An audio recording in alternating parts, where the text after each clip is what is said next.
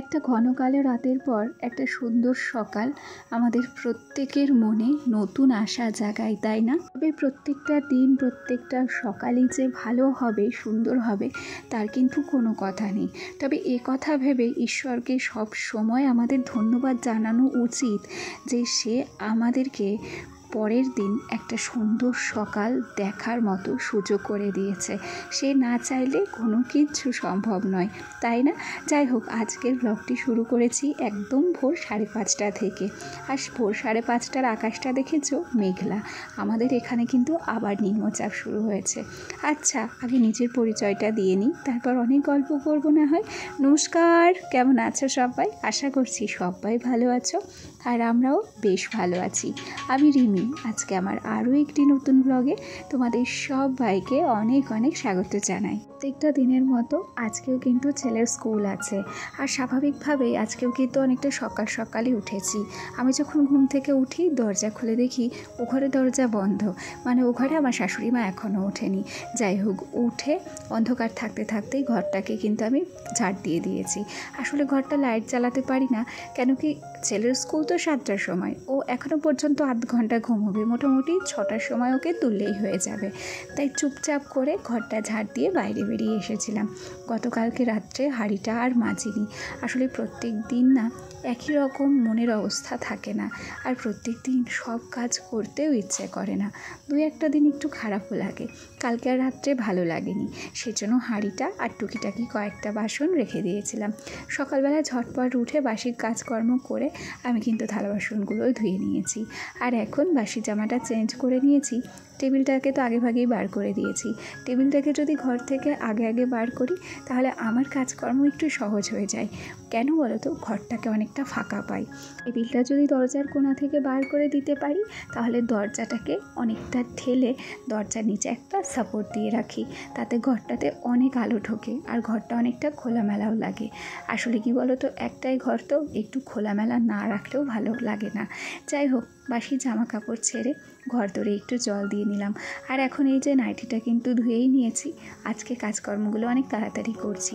তবে একটা কাজের মধ্যে আমি সবচেয়ে বড় কাজ ভুলে গেছি, সেটা হচ্ছে আমার ছেলের স্কুলের যে টিফিন করতে হবে সেটাই আমার মাথা থেকে বেরিয়ে গিয়েছিল। যাই হোক, পরে আমার মনে পড়েছে, তাই আজকের টিফিনটাও কিন্তু ছেলেকে বাইরে থেকেই দিয়েছি। সোনাকে স্কুলে নিয়ে চলে এসেছিলাম। স্কুলের ভিডিও ক্লিপ নিতে আমার একটুও মনে ছিল না। আমি জানি না আজ আমার কি হয়েছে, অনেক কিছু আজকে আমি ভুলে গেছি।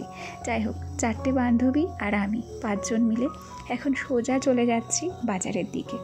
আজকে পূর্ণিমা বলেছে আমাদের চা খাওয়াবে, সেই জন্যই একসাথে যাওয়া আর কি। অনেক দিন হলো আমরা সবাই মিলে একসাথে বসে চা খাই না। 15 তারিখ থেকে ছেলের পরীক্ষা। সেই সময় যত মায়েরা থাকবে, মানে আমরা যত বান্ধবীরা থাকবো, যে কদিন ছেলের পরীক্ষা থাকবে সেই কদিনই একসাথে বসে চা খাবো, আড্ডাই আর কি মারবো আর কি। এখনও দেরি আছে অবশ্য 15 তারিখ আসতে, তবে খুব বেশি দেরিও নেই। আর 15 তারিখ আসা মানেই পরীক্ষা চলে আসে, আর পরীক্ষা শেষ হলেই সেই সাথে সাথে পুজো। একছোটে যে কত আনন্দ আমরা করব সেটাই ভেবে পাচ্ছি না। আচ্ছা, এবার আমি কিন্তু বাড়ি চলে এসেছি। বাড়ি এসে ঝটপট করে ভাত বসিয়ে দিয়েছি। আজকে আর তরকারি কিছু রান্না করব না। গতকালকে ডাল রান্না করেছিলাম, সেই ডাল বেশ খানিকটা আছে ফ্রিজে, সেটাই ফ্রিজ থেকে বার করে নেব। তবে ছেলেকে তো আর বাসিটা খাওয়ানো যাবে না, সেই জন্য একটু আলু সেদ্ধ দেব। ছেলের জন্য বাটার আছে, ঘি আছে, ওর ঠাম্মিও ঘরে একটু তরকারি রান্না করছে, সেখান থেকেই হয়ে যাবে। আর ভাবছি একটু ডিম সেদ্ধ দেব। যাই হোক, তাড়াহুড়ো করে স্কুলে গিয়েছিলাম, গ্যাসটা মুছতে ভুলে গিয়েছিলাম। গ্যাসটাকে মুছে তারপর ভাত বসিয়েছি।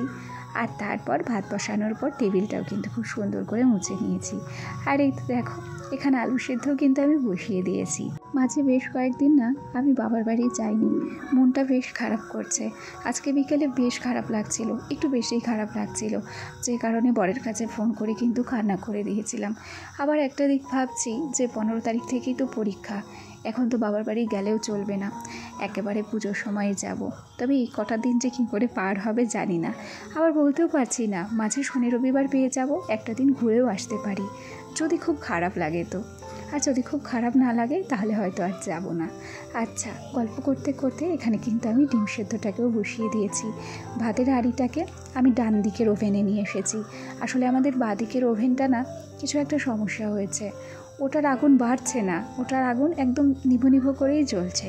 সেই জন্য যে কোনো সবজি ভাত রান্না করতে ওটাতে একটু দেরি হচ্ছে। আচ্ছা, ও ঘরে রান্না বসিয়ে দিয়ে আমি কিন্তু এই ঘরে চলে এসেছি।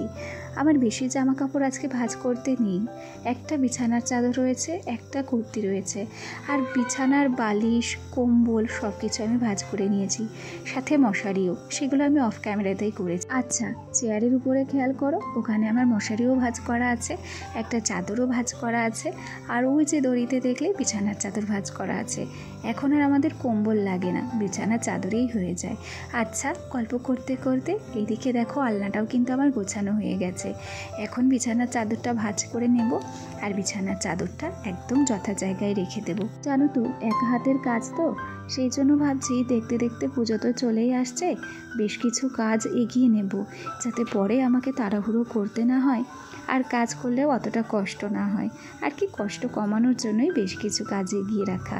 আচ্ছা, বিছানার চাদরটা আমি কিন্তু রেখে দিয়েছি শোকেসের মধ্যে। আমি বারবার এটাকে আলমারি বলে ভুল করি, সেটাই বলতে গিয়েছিলাম। আর সেই সাথে মশারিগুলোকেও আমি শোকেসের মধ্যে ভরে রেখেছি। এখন আমি বিছানাটাকে গুছিয়ে নিচ্ছি। প্রত্যেক দিন তো আমাদের এই গোনা কাঁথায় কাজ, বিছানা গোছানো, ঘর পরিষ্কার করা, ঘর গুছিয়ে রাখা, জামা কাপড় গোছানো। তার মধ্যে দিয়েও সংসার জীবনে একটু বৈচিত্র্য খুঁজে নিতে হয়, মাঝে মাঝে একটু বান্ধবীদের সঙ্গেও বেড়াতে যেতে হয়, তবে সেই সুযোগটা আমরা পাই না। যাই হোক, গল্প করতে করতে ভিডিওর এই পর্যায়ে এসে একটা কথা বলি। আমার যে সমস্ত বন্ধুরা প্রথম থেকেই আমার সাথে আছো, পাশে আছো, তোমাদেরকে অসংখ্য ধন্যবাদ জানাচ্ছি। আর যে সমস্ত নতুন বন্ধুরা আজকে আমার ভিডিওটি প্রথম দেখছো, যদি কোনো কারণে ভিডিওর কোনো অংশ তোমাদের ভালো লেগে যায়, তাহলে অবশ্যই করে একটা লাইক করো, কমেন্ট করো। আর হ্যাঁ, তোমরা চাইলে আমার এই ছোট্ট পরিবারের একজন মিষ্টি সদস্য হয়ে আমার পাশে থেকে যেও। আর ভিডিও ভালো লাগলে অবশ্যই কিন্তু একটা লাইক করো, কেন কি জানো, তোমাদের ছোট্ট একটা লাইক আর তোমাদের মিষ্টি একটা কমেন্ট আমাকে আরও নতুন নতুন বন্ধুদের কাছে পৌঁছতে সাহায্য করে।